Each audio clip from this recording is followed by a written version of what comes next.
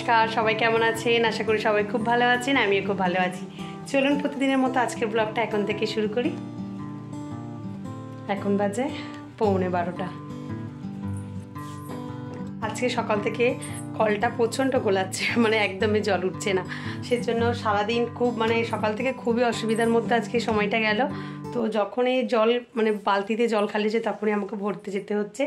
এমনকি বাসনপত্র পর্যন্ত আমাকে ওখানে কলে পাম্প করে আজকে ধোয়া মাজা করতে হয়েছে। এখন আপাতত আরই স্নান করছে, আর আমি এখন পুজোটা সেরে নিই। চলুন, আমার স্নান হয়ে গেছে, চলুন আসন পেতে এসেছি। আজকে হরজা আলি খাবার দাবার নিয়ে বসে গেছি। কাল থেকে নিরামিষ শুরু সন্ন্যাসের। তো এমনিও কালকে বৃহস্পতিবার নিরামিষ, তারপর সন্ন্যাস, সেই জন্য শুক্রবার থেকে নিরামিষ। তো যা যা ফ্রিজে ছিল মোটামুটি সব কিছু নিয়ে আজকে বসে গেছি খাবার দাবার। আজকে এমনি ডিমের তরকারি, পটল ভাজা এসব হয়েছে। আর গতকালের রাতের একটু ধনিয়া চিকেন ছিল, সেটাও নিয়ে নিয়েছি। আর একটু কাঁঠালের এঁচড় ছিল, সেটাও গরম করে নিয়ে নিয়েছি। তো সব কিছু মিলে আজকে দুপুরবেলা মোটামুটি খাওয়া দাওয়া হয়ে যাবে। জল নিয়ে আয়। ভাত টাত খেয়ে ওঠার পরেই দুজনে মিলে বেরাবো, যেহেতু আরোর পরীক্ষা আছে, সেই জন্য আমাকেও প্রতিদিন যেতে হচ্ছে ওর সাথে। চলুন, আপাতত বাইরে বেরোনোর আগেই দুজনে 2 গ্লাস দইয়ের শরবত খেয়ে তারপরে যাব। তো প্রথমেই কাঁচের গ্লাসের মধ্যে আমি একটু দইটা দিয়ে দিচ্ছি। দইটা প্রতিদিন খেতে খেতে অল্পই হয়ে গেছে, আজকে ধরুন শেষ। আজকে হলে গল্প শেষ হয়ে যাবে দইয়ের, আবার গতকাল আনতে হবে। তো দইয়ের শরবত খেতে আমার তো দারুণ লাগে, আর ওর বাবাও খুব ভালোবাসে, কিন্তু ওনার তো খাওয়া হয়ে ওঠে না। সকালবেলা যাচ্ছে আর রাত্রিরে ফিরছে। তো সকালেও উনি খাবে না দইয়ের শরবত, আর রাতে এসেও খেতে চান না। বেশ এরকম গরমের সময় দুপুরবেলা হলে একটু খাওয়া যায় দইটা আর কি, যেহেতু সবারই সর্দি কাশির অবস্থা আমাদের। তো চলুন, আপাতত আমি খাবো দেখে, আর ওইও আজকে বায়না করলাম আমাকে 1 গ্লাস বানিয়ে দাও।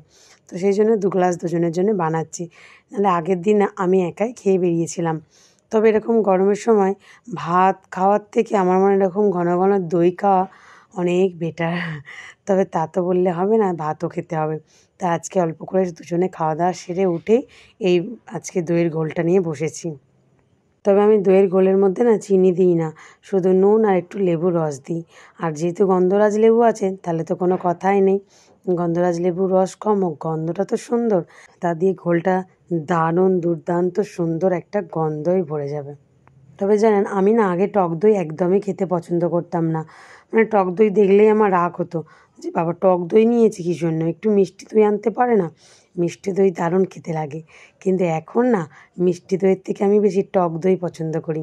সত্যি কথা বলতে, যেদিন এনেছিল আর ওই বাবা টক দইটা, আমি রাতেই অনেকটা খেয়ে ফেলেছিলাম। আর সেটা খাওয়ার পরে আমাকে আবার ওষুধ খেতে হয়েছিল, কারণ গলাটা একদমই বসে গিয়েছিল। তবে খাওয়াটা উচিত হয়নি রাত্রেবেলা টক দইটা। তারপর থেকে এরকম তো পেটে আমি জল খাই।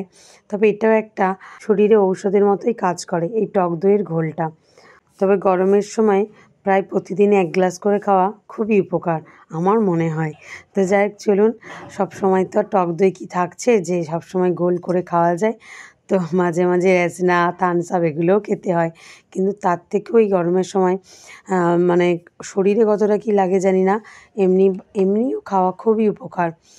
শারীরিক দিক থেকে আমি বলছি আর কি, খুবই উপকার ঘোল খাওয়া।